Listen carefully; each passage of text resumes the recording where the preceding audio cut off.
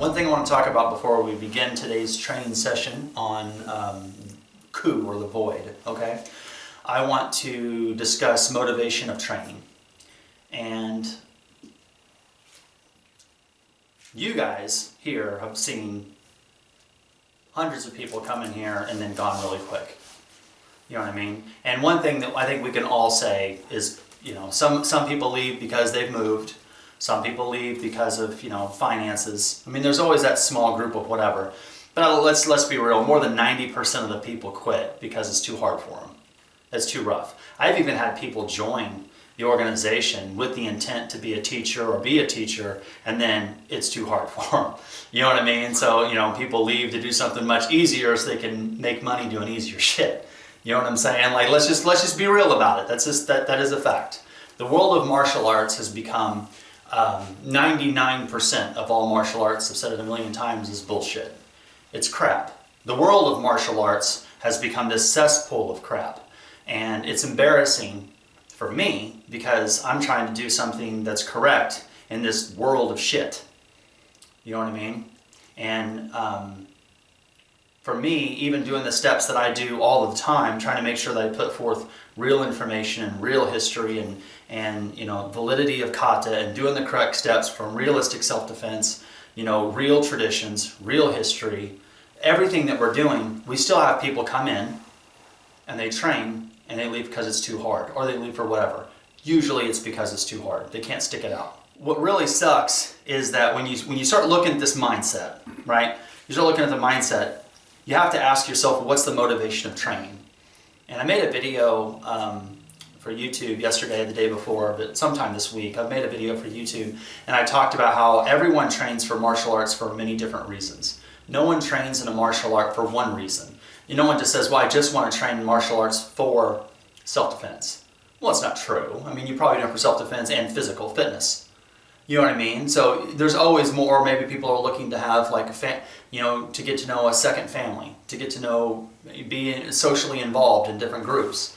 You know what I mean? Like there's lots of different reasons why people do what they do. No one does any one thing for that one reason. When you look at martial arts training, the purpose of training is to polish your spirit, to make yourself a better warrior from inside out. That's what we call bushiki, or samurai spirit. Physical training of the martial arts, the punching, the kicking, the bag work, the sparring, the grappling, and all this kind of stuff, is a guaranteed basic thing to do. Most martial arts don't push people physically. They absolutely don't. You know what I mean? Most martial art people want to believe that they do that, but they absolutely don't. I had this one guy come in here one time, and he told me that he had a couple of years of he told me that he had got a certain dan rank in Taekwondo, and I'm being anonymous. You guys know I never throw anybody's names out anywhere. I never do that shit, and I'm not gonna. But this is a good example for today's lesson. You know, he had a dan rank or two, maybe three in Taekwondo. I forget his rank, second, third Taekwondo, somewhere in there. And then he dabbled in different things, but he told me he never really did anything long enough. Really his experience was his second or third dan in Taekwondo. You know, looking at this individual's age, he was much older than I am. From looking at his age to, you know, a third degree black belt in Taekwondo, he really didn't have a lot of experience in the martial arts outside of Taekwondo, right? Mm-hmm. And so he starts training, and multiple times he's right in here, and he got his ass whooped up one side and down the other. He never won a match, whether it was stand-up, whether it was grappling, whether he didn't. And I have all of these things. The reason I tape everyone's sparring is so that I have it, in case I need it. I don't ever use it. One thing my parents raised me right. You don't start a fight, but if they start it, you finish it, right? So that's why I tape everyone's sparring matches, especially if they're coming from out of town.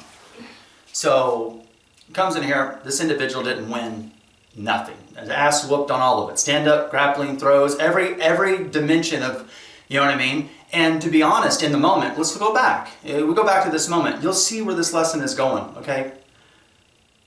In the moment, it was, I'm just trying to make him better. I'm just trying to make him better.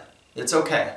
Because I think you guys here, you guys are black belts, and You know, all of you guys have got your ass whooped on that side of the room as well, you know what I mean? You've had it handed to you too. But those ass whoopings teach you a lesson. So I never looked at it like, oh, this individual is a 3rd degree black belt in Taekwondo, and I never looked at it like that. You catch what I'm saying? Or, and that sort of thing. I just never did. I just looked at it like it's just part of training. So, then we start pushing him. He quits. It's too hard. It's too difficult. He wants to make money. He wants to do all these other things. And this is just too difficult for him. So because it's too difficult, he leaves. Now, after he leaves, he's running a school. And he perpetuates this idea that he's got 40 years of MMA experience. I never heard that, ever. He never one time even said he had 30 years of MMA experience. Shit, he never said he had 1 year of MMA experience. Like, what I knew of him was he had a couple dan ranks in Taekwondo, and then dabbled here and there. He never did anything else. He never did anything that was of any validity where it would actually be considered training in martial arts. His life took him a different path.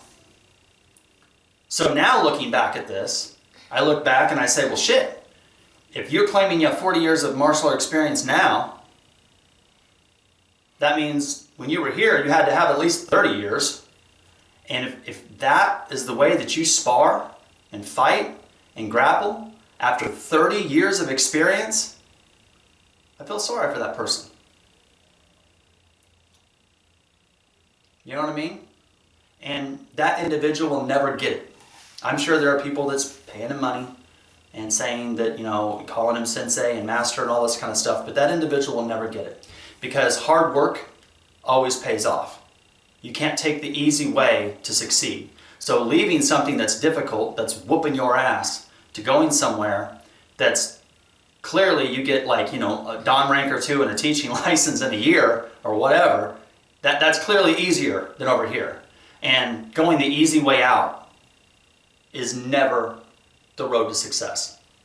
Now, initially I said I wanted you guys to maintain this idea of motivation with training. That's what this is about. And I'm using this as example.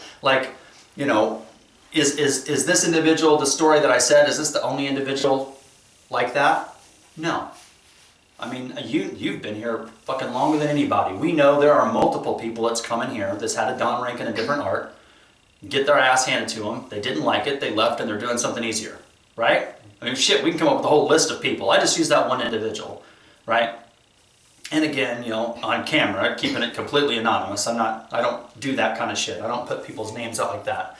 I get it, there are hateful ass people that like to, drop people's names and all this kind of stuff and throw hate and all this shit. I just don't think it really has a place. Calling someone out and putting someone's name out there, that takes away from what I'm trying to teach. But I think the situation is a good thing, because that situation helps me explain to you guys that you guys need to be motivated with your training. Training takes place in a variety of different things. You have to understand the kuden.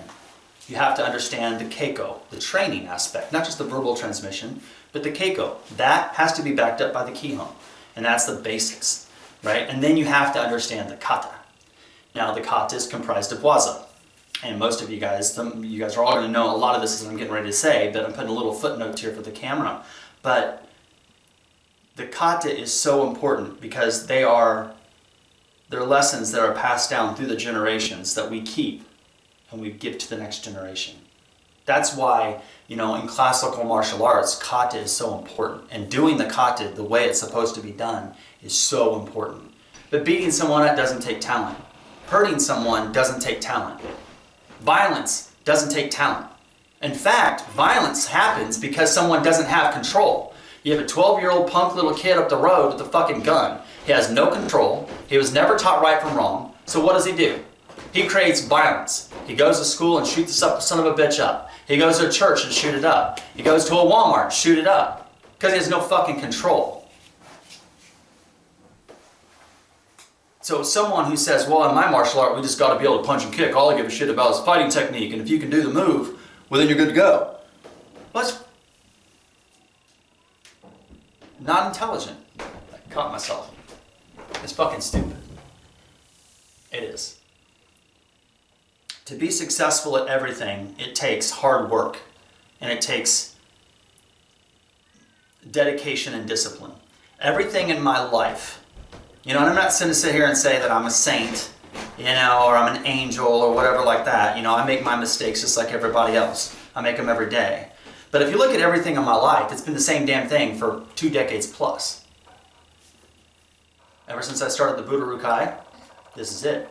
I drive the same damn car for the last 20 years. Been married for the last 20 years. Same woman, right? And I'm going to use that as an example towards martial arts training. That relationship of growing and that saturation of the arts is part of the motivation of training. We change as people.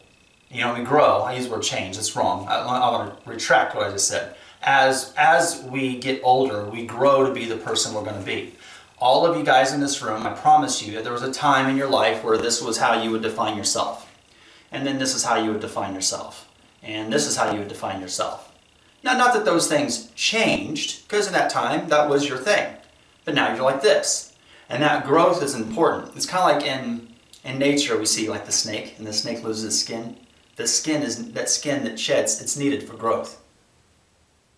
Same thing here. We have to have those things to grow. And you have to have that manifestation, if you will, or that growth to get to the next stage of your life. So when you're looking at training, it's like, there's that yellow belt, there's that orange belt, there's that purple belt, and then black belt.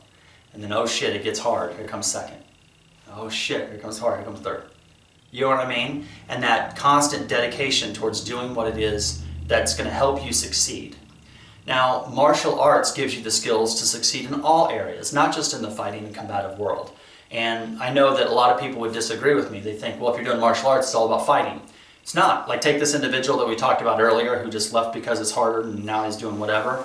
I feel sorry for his students because I know that individual. I think I know that individual fairly well. And I know every point in his life where it got hard, he quit. He knows I know that. And now he's taking other people's money and allowing these people to call him sensei. That's sad. But there are thousands of people like that all over the world of martial arts. Thousands. They take the easy way out. They go do, this art. It's too hard. They go do this. It's easier. They can make money at it. Let's do it.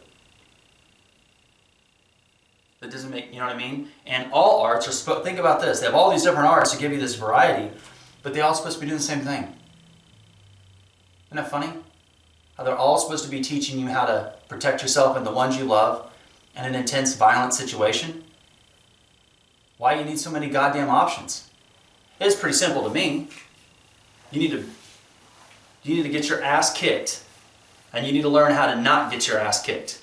And then you need to learn how to prevail and conquer violence when it's in your face, when it's trying to kick your ass.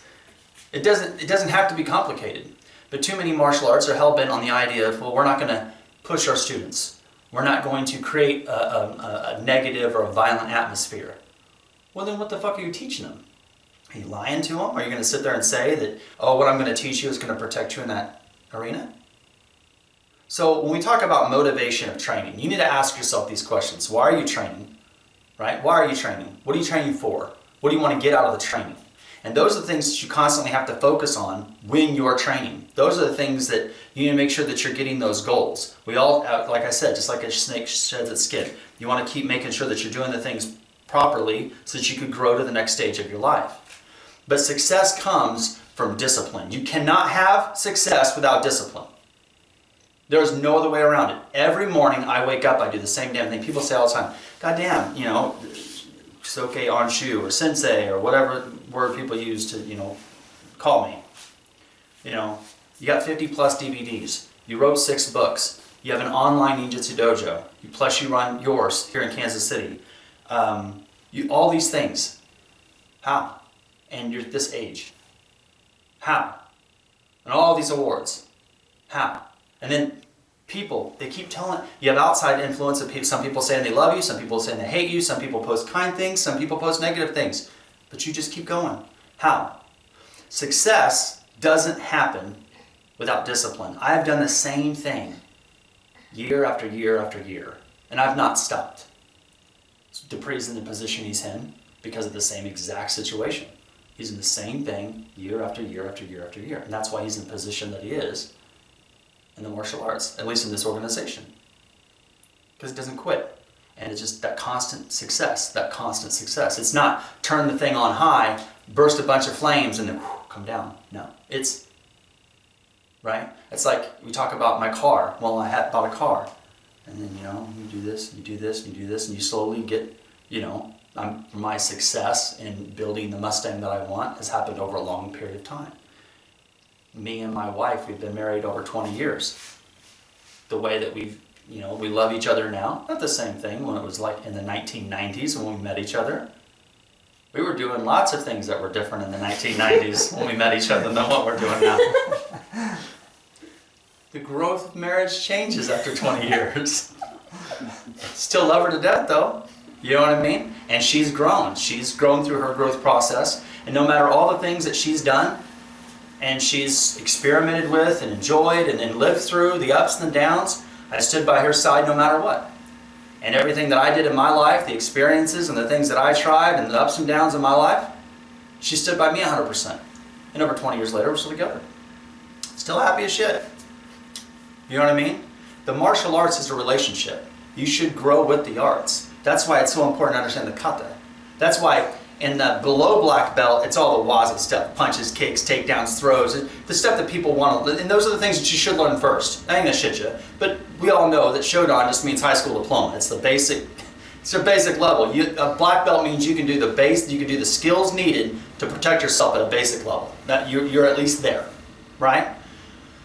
But then you start learning those sacred lessons, the kata, those things that were transmitted from one generation to the next, and then really trying to delve deep into that and express yourself as a martial artist through that. And that's how you succeed in the martial arts.